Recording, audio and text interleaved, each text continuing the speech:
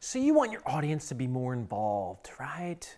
If they're sitting there and you're giving a presentation, like how do we hold on to them? How do we keep them there on the edge of their seats? I'm going to give you 2 super simple tips in today's video.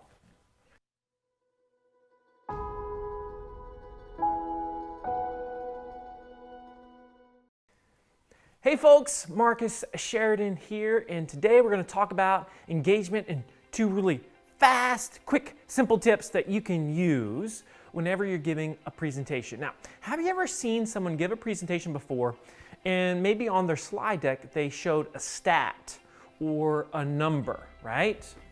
Well, so often we'll just show the number, but here's a quick opportunity. It's tip number 1. Instead of showing the number, have the audience guess the number. I love doing this. What percentage more does social video generate than text and images combined? Right? I love to ask that question. So the audience oftentimes will say something like, oh, I think it generates 50% more shares than text and images combined. And somebody else might say 75%, and I'll hear a few, and then I'll advance it to the next, and I'll show the number, which is 1,200% more shares than text and images combined. That's social video. Yeah, pretty cool, right? But besides the fact that it's a cool stat, what happens is, because the audience is guessing, and then bam, you show it to them, it's a lot more effective than if I just said, hey, guess what? Social video generates 1,200% more shares than text and images combined. Does that make sense? So whenever you share a stat in a presentation, have the audience guess it for you and then show it. It's a great form of interaction and engagement. Another super simple one is, oftentimes we tell stories from the stage, right?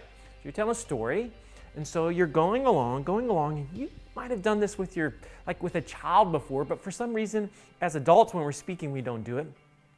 We just tell the story, and the audience is like into it, but if we just stop and say, and guess what happened next? Or, and what do you think he said? Or, what do you think she did then?